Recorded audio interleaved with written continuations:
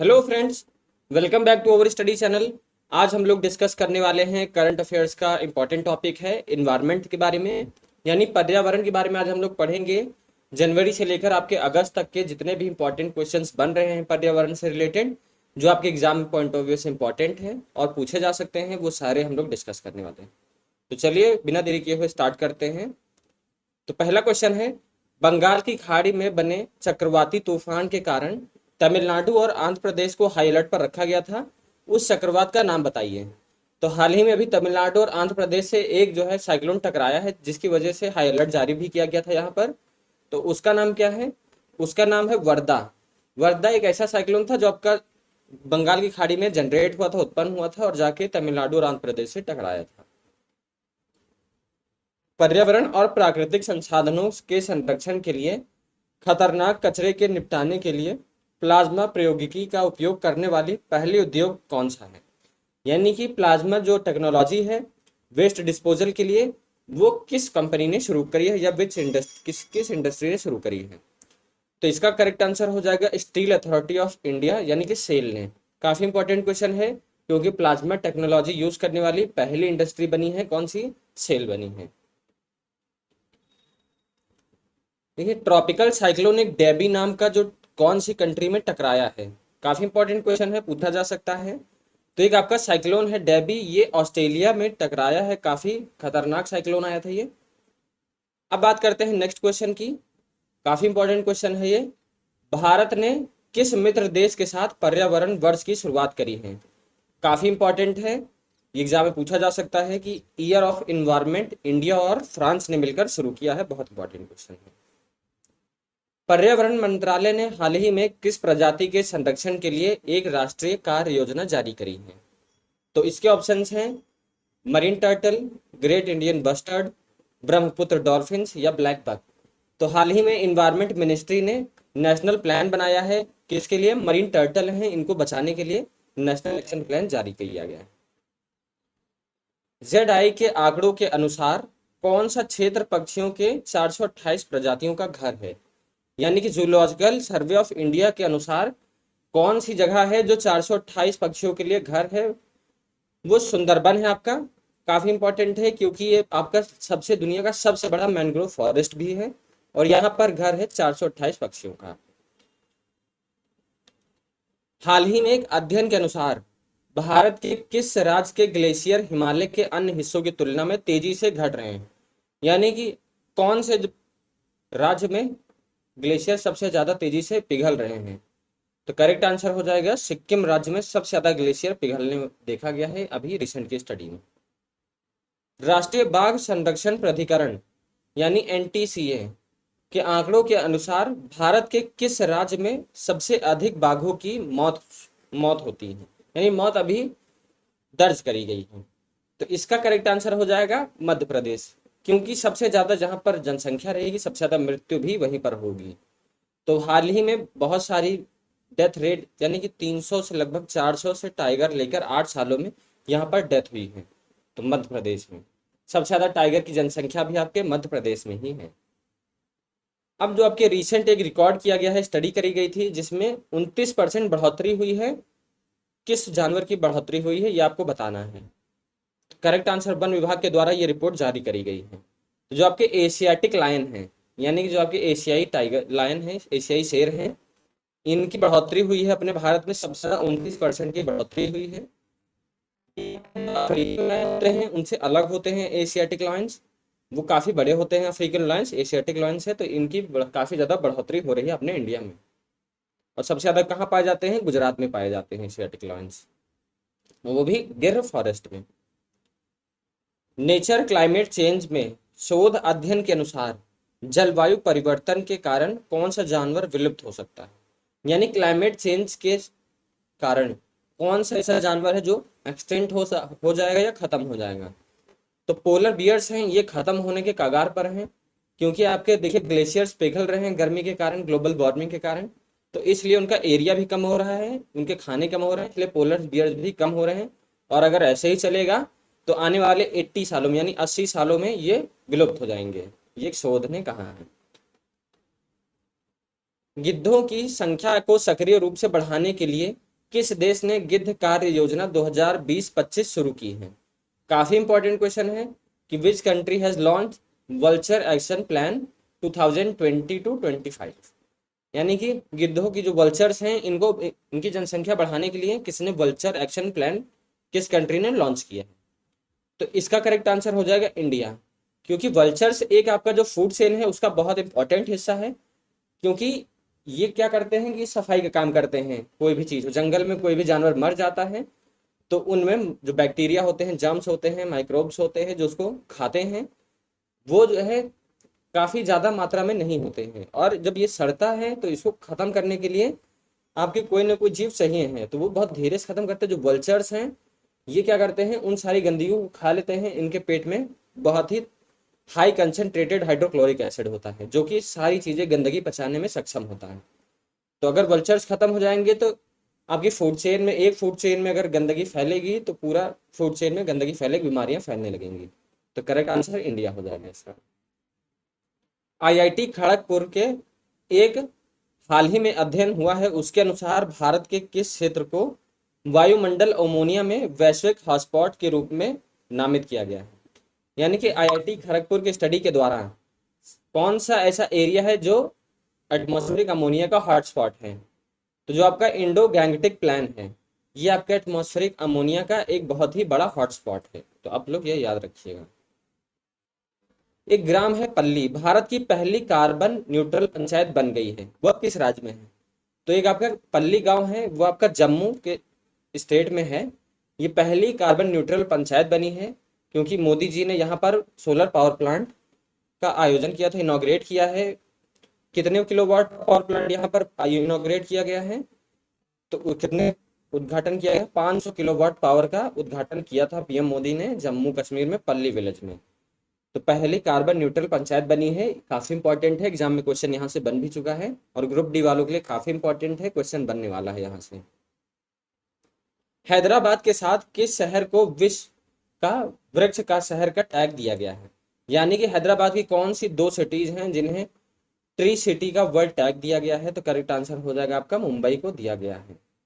और आप देख सकते हैं United Nations Food and Agriculture Organisation ने ये दिया है क्योंकि यहाँ पर काफी ज्यादा पेड़ उगाए गए हैं, बहुत सारी ग्रीनरी यहाँ पर उगाई गई है, इसलिए हैदराबाद के साथ साथ मुंबई को tree city of the world tag दिया गया है। बहुत इंपॉर्टेंट क्वेश्चन है, एग्जाम में पूछा जरूर जाएगा। भारत के किस राज्य में समुद्र तट का सबसे बड़ा कटाव है? यानी कि कौन सा ऐसा राज्य है जहां का कोस्टलाइन इरोजन सबसे ज्यादा होता है इंडिया में? तो करेक्ट आंसर हो जाएगा वेस्ट बंगाल। वेस्ट बंगाल का जो तट है सबसे ज्यादा कटाव यहाँ देखा जाता है, कोस्टलाइन इरोड होती रहती है यहाँ पर सबसे ज्यादा मात्रा में। जैव विविधता रणनीति और कार्य योजना के लिए WWF इंडिया के साथ किस राज्य पर हस्ताक्षर किए गए हैं?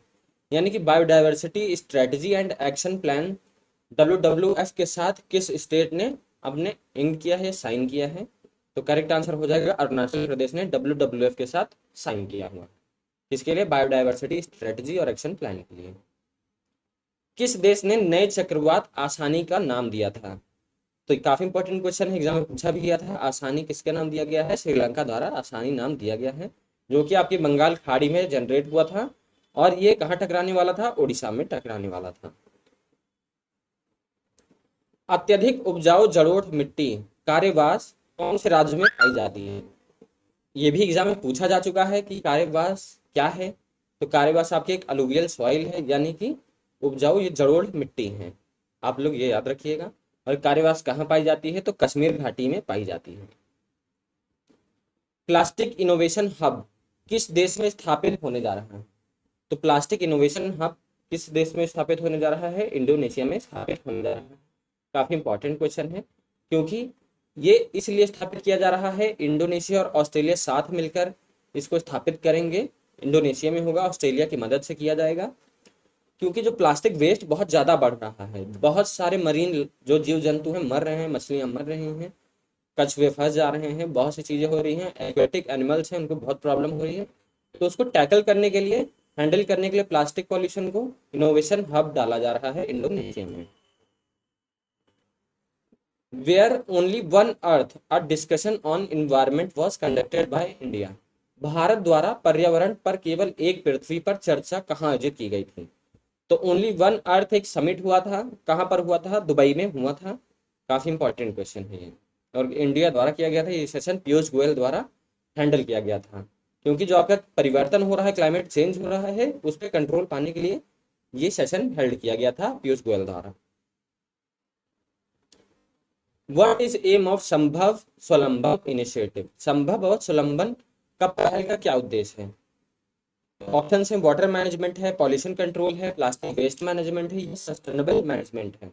काफी इंपॉर्टेंट क्वेश्चन है। तो इसका करेक्ट आंसर हो जाएगा, इसका करेक्ट आंसर हो जाएगा जो आपका वेस्ट मैनेजमेंट है। इसके लिए संभव और स्वलंबम इनिशिएटिव हम आप मार्क कर देते हैं इसका आंसर, क्योंकि मार्क नहीं है, ठीक है, ये मार्क। वाटर मैनेजमेंट के लिए संभव और स्वलंबम इनिशिएटिव का पहल चलाई गई थी। किसके द्वारा चलाई गई थी?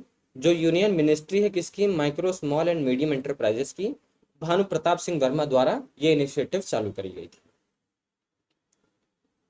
कितने देशों ने वैश्विक प्लास्टिक संधि के लिए हस्ताक्षर किया है? यानी ग्लोबल प्लास्टिक ट्रीटी में कितने देशों ने साइन किया है? काफी इंपॉर्टेंट है। ये ट्रीटी सबसे बड़ी ट्रीटी होने वाली है। इसकी इसलिए किया गया था ताकि आपका प्लास्टिक कंट्रोल किया जा सके। तो कितने देशों ने हस्ताक्षर किए हैं? 175 देशों ने मिलकर हस्ताक्षर किए हैं और प्लास्टिक वेट से लड़ने के लिए सब लोग जंग तैयार हैं। लेकिन इंडिया में देखिए क्या हो रहा है, इंडिया भी उसका एक मेंबर है। लेकिन इंडिया में आप लोग देखिए कि एकदम आराम से सरकार द्वारा बैन भी है, बट पन्नियां बिक रही हैं, लोग खरीद रहे हैं। इसका बहिष्कार करिए, बहुत ही हार्मफुल है अपने इन्वायरमेंट के लिए। तो सभी लोग को जागरूक करना होगा, क्योंकि बहुत सारी कंट्रीज बहुत सारा पैसा रुपया और इनिशिएट कर रहे हैं, मेहनत कर रहे हैं इनको सबको प्लास्टिक वेस्ट को कंट्रोल पाने के लिए। तो आप लोग भी सहयोग कर रही। ये कहाँ पर हुई थी? नायरोबी केनिया में, क्योंकि यहीं पर आपका क्या है, जो आपका यूनियन यूएन इन्वायरमेंट असेंबली भी यहीं पर है, नायरोबी केनिया में। ये भी आप रखिएगा। किस राज्य में भारत का पहला डुगोंग संरक्षण रिजर्व स्थापित करने का काम शुरू किया गया है? स्थापित कर दिया गया है अब। तो किस राज्य में पहला डुगोंग कंजर्वेशन रिजर्व बनाया गया है? तो डुगोंग होता क्या है? ये एक जानवर है, मरीन एक्वेटिक एनिमल है। आपको दिखाते हैं, भी फोटो में देख लीजिएगा। ये एग्जाम में आपके क्वेश्चन बन भी चुका है। तो तमिलनाडु में डुगोंग कंजर्वेशन रिजर्व कंजर्वेशन बनाया गया है। ये आप डुगोंग को देख सकते हैं, ये इसका इमेज है, ये आप देख सकते हैं इसको। ये एक एक्वेटिक एनिमल है, तो इसका कंजर्वेशन ये कहाँ पर बनाया गया है? पाल्क बे रीजन में बनाया गया है। भारत का पहला ई वेस्ट इको पार्क किस शहर को मिलेगा? तो पहला इंडिया का ई वेस्ट इको पार्क कहाँ मिलेगा? दिल्ली में बनाया जाएगा। यहाँ पर क्या होता है कि डिसमेंटलिंग किया जाएगा, रिसाइकलिंग किया जाएगा, रिफेब्रिकेशन किया जाएगा, रीमैन्युफैक्चर किया जाएगा साइंटिफिक मैनर से। इन्यूस नामक तूफान के कारण पहली बार लाल मौसम की चेतावनी कहाँ दी गई थी? यानी कि पहली बार ऐसा कोई आया था स्ट्रॉम, यानी तूफान आया था जिसकी वजह से पहला रेड अलर्ट कभी नहीं दिया गया था, पहला रेड अलर्ट जारी किया गया था। वो किस देश में हुआ था? लंदन में हुआ था। इन्यूस नाम का ये तूफान आया था, बहुत ही ज्यादा तीव्रता से था। पहली बार यूरोप में ऐसा तूफान आया था 1984 में। उसके बाद इतना तगड़ा तूफान अब आया है लंदन में। कौन सा राष्ट्रीय उद्यान अवशोषित करने से अधिक कार्बन छोड़ता है? यानी कि कौन सा ऐसा नेशनल पार्क है जो कार्बन एब्जॉर्ब करने से ज्यादा छोड़ता है? तो ये भी करंट का क्वेश्चन है। काजीरंगा नेशनल पार्क है, जहां राइनोस के लिए फेमस है।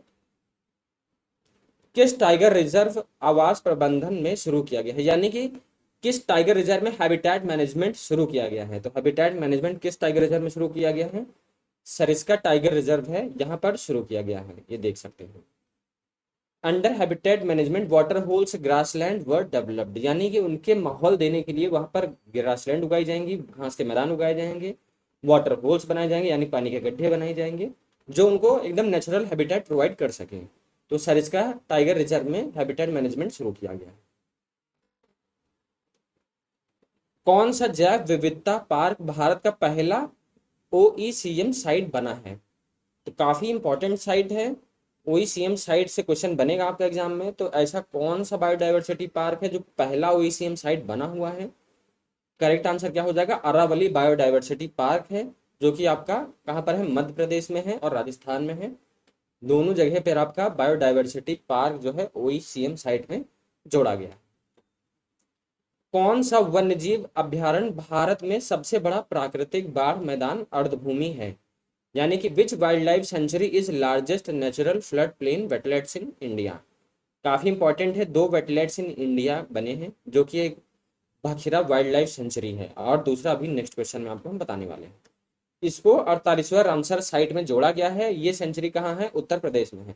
तो बखीरा वाइल्ड लाइफ सेंचुरी याद रखिएगा, 48वां रामसर साइट है ये इंडिया का। कहाँ पर है? उत्तर प्रदेश में है। ये largest natural flood plain wetlands है इंडिया का, जो कि उत्तर प्रदेश में है। दूसरा अब बता रहा हूं मैं, 49वां रामसर साइट कौन सा है जो कि बर्ड सेंचुरी है? वो कौन सी है? करेक्ट आंसर क्या हो जाएगा? खिलजादिया बर्ड सेंचुरी। 48वां कौन सा था? मैंने बताया था भखीरा वाइल्ड लाइफ सेंचुरी। और 49वां रामसर साइट कौन सी है? खिलजादिया बर्ड सेंचुरी। कहाँ पर है ये? आपके गुजरात गुल्फ ऑफ कच्छ में है, जहां पर माइग्रेटरी बर्ड्स आती हैं। 300 से ज्यादा आपकी माइग्रेटरी बर्ड्स आती हैं, यानी कि प्रवासी पक्षियां आती हैं। इसलिए इसको 49वां रामसर साइट में इंक्लूड किया गया है इंडिया के। किफायती और स्वच्छ ऊर्जा में वैश्विक उत्कृष्टता केंद्र कहाँ शुरू किया गया है? यानी कि where was global centre of excellence in affordable and clean energy launched. तो किसने सबसे कम दाम में क्लीन एनर्जी देने का प्राइज जीता हुआ है? तो करेक्ट आंसर कौन है? IIT, आपको बता दें IIT धारवाड़ ने ये आपका क्लीन और अफोर्डेबल एनर्जी का अवार्ड जीता हुआ है, ग्लोबल सेंटर बना। What is the rank of India in forest area gain? One क्षेत्र लाभ में भारत का कौन सा स्थान रहा है? तो करेक्ट आंसर हो जाएगा तीसरा स्थान रहा है भारत गेन करने में। इंडिया 10th है फॉरेस्ट एरिया में, 2% एरिया वर्ल्ड का इंडिया में है जंगल का। मध्य प्रदेश में सबसे ज्यादा फॉरेस्ट है। आप लोग ये जो ग्रीन ग्रीन एरिया आपको दिख रहा है, ये सारा आपको फॉरेस्ट का एरिया दिख रहा होगा। बहुत सारा साउथ में तो आपका सबसे ज्यादा फॉरेस्ट पाया जाता है। मध्य प्रदेश में सबसे ज्यादा जंगल है, उसके बाद अरुणाचल प्रदेश में है। आप लोग देख सकते हैं अरुणाचल प्रदेश इधर है, इधर आपका मध्य प्रदेश का एरिया आ रहा है। और पूरे मतलब एरिया के वाइज में 10th है इंडिया रैंकिंग में। पहला कौन सा है? रशिया है। भारत का पहला जियो पार्क कहाँ बनाया जाएगा? भारत का पहला जियो पार्क मध्य प्रदेश में बनाया जाएगा। कहाँ पर बनाया जाएगा? लम्हेता जबलपुर डिस्ट्रिक्ट में बनाया जाएगा। काफी इंपॉर्टेंट क्वेश्चन है ये। ग्रेट बैरियर रीफ की रक्षा के लिए किस देश ने नई योजना शुरू करी गई है? तो which country has launched new plan to protect Great Barrier Reef? Great Barrier Reef कहाँ है? ऑस्ट्रेलिया में है। तो ऑस्ट्रेलिया सरकार द्वारा इनिशिएटिव लागू किया गया। Which country has declared environmental emergency due to oil spill? तेल रिसाव के कारण किस देश ने पर्यावरण आपातकाल की घोषणा करी है? काफी ज्यादा मात्रा में यहाँ पर तेल स्पिल हो गया था, तो इसका पेरू करेक्ट आंसर हो जाएगा। आप ये देख सकते हैं इन्वायरमेंटल इमरजेंसी यहाँ पर लागू करी गई थी। काफी ज्यादा मात्रा में तेल यहाँ पर स्पिल हो गया था इन्वायरमेंट में। ये 90 दिन तक ये चली थी इमरजेंसी। लगभग 6000 बैरल ऑयल स्पिल हो गया था पैसिफिक ओशियन में। बहुत बड़ी घटना हो गई थी। काफी ज्यादा जानवरों को दिक्कत हुई थी जो एक्वेटिक एनिमल्स हैं। तो 90 दिन की इमरजेंसी चलती रही थी। कॉलर वाली टाइग्रेस थी, वो मर गई थी जिसने वर्ल्ड रिकॉर्ड बनाया था 29 बच्चों को जन्म देकर। वो किस टाइगर रिजर्व की थी? कॉलर वाली एक फेमस टाइग्रेस है जिसने वर्ल्ड रिकॉर्ड इसके नाम दर्ज है 29 बच्चों को जन्म देने का। ये किस टाइगर रिजर्व में रहती थी? पेंच, जो आपके मध्य प्रदेश में है, वहां पर ये रहती थी कॉलर वाली। ये आप इसकी फोटो देख सकते हैं। काफी ज्यादा इंपॉर्टेंट थी इंडिया के पॉइंट ऑफ व्यू से, क्योंकि इसने काफी ज्यादा जनसंख्या बढ़ाने में मदद करी थी इंडिया की। Plan B is launch by northern railways to keep away which animal from railway track? देखिए, किस जानवरों को रेलवे ट्रैक से दूर रखने के लिए उत्तर रेलवे द्वारा प्लान बी लॉन्च किया गया था। ये काफी इंपॉर्टेंट क्वेश्चन है। देखिए, काफी ज्यादा जो है एलिफेंट्स मर रहे थे, टकरा जा रहे थे ट्रेन से, उनकी डेथ हो जा रही थी। तो प्लान बी बनाया गया था इनिशिएटिव जो लॉन्च करी गई थी नॉर्दर्न रेलवे द्वारा। इसमें क्या किया जाता है? रेलवे ट्रैक्स के बगल में एक माइक लगा दिया जाता है जिसमें कि बजिंग आवाज निकलती है बीज की, मधुमक्खियों की। वो जब ट्रेन आती है तो उसको चालू कर दिया जाता है ताकि जो हाथी रहते हैं वो दूर रहते हैं। बजिंग आवाज से हाथियों को इरिटेशन होती है तो वो दूर रहते हैं, जो ट्रेन पर नहीं आते हैं। तो हाथियों को बचाने के लिए प्लान बी का इनिशिएटिव लॉन्च किया गया था। ये देख सकते हैं। तो आज का हमारा सेशन इतना ही था। इतने ही क्वेश्चंस थे जो इंपॉर्टेंट है आपके एग्जाम पॉइंट ऑफ व्यू से, जो पूछे जा सकते हैं। तो अगर आपको हमारा सेशन अच्छा लगा हो तो चैनल को जरूर लाइक सब्सक्राइब करिएगा और हमारा सेशन फॉलो कर लीजिएगा जिनको भी तैयारी करनी है एग्जाम के लिए। Thank you.